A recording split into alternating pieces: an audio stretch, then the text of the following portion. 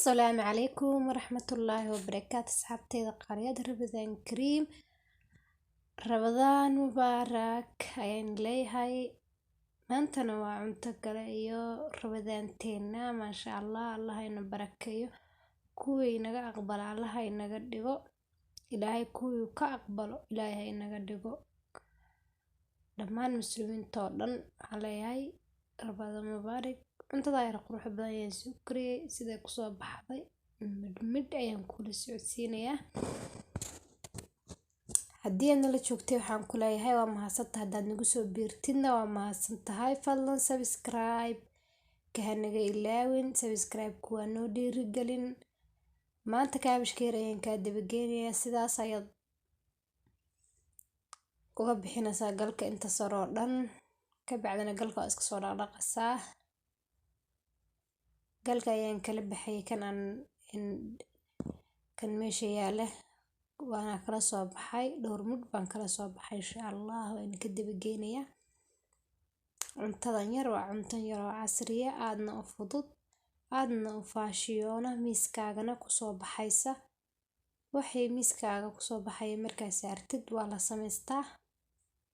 biyihii arkaysin dabkan saaray wuu soo karkaray, waan ka dejiyay, saas soo baxay aad aragtaan.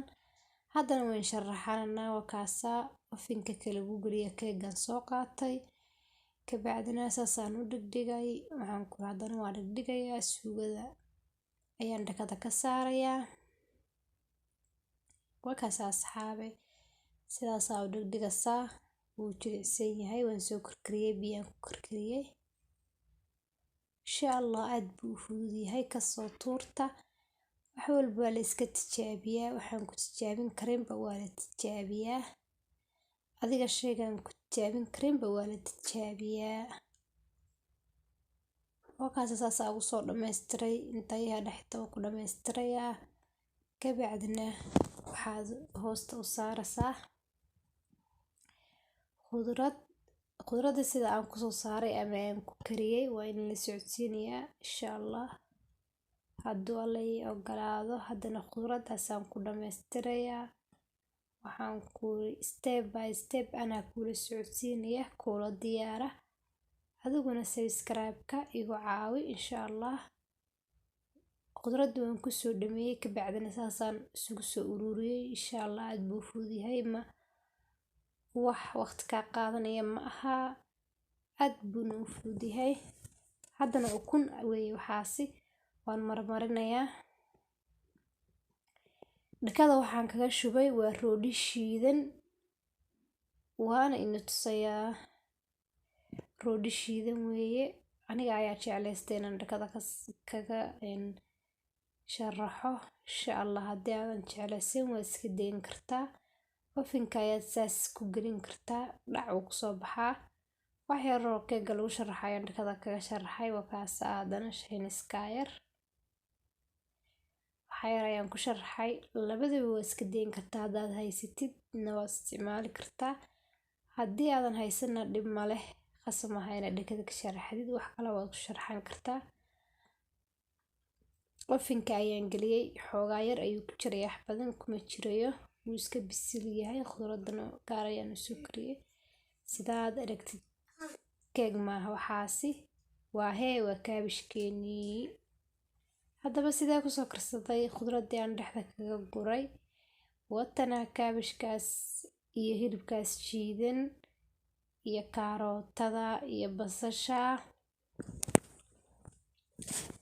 intaas ayaan kasoo sameeyay. khudradda arkisay ayaan kaabashka dhexda ka geliyay. insha Allah aduguna sidaas samee.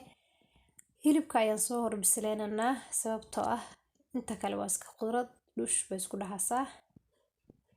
wakana haddana kaarootadii basashii kulli hal mar bajab kusoo siiyay kaabashkii. haddana wakaasa oo isku daba dhacday.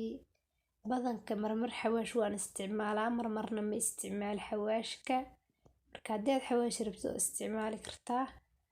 wataasaad ugu dambeyn saasay soo baxda quruxda badan. haddana basasha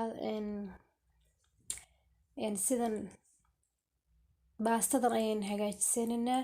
iyadana isla suugadii aan hadda kariyay ayaan laba qaybood u kala qaybiyey.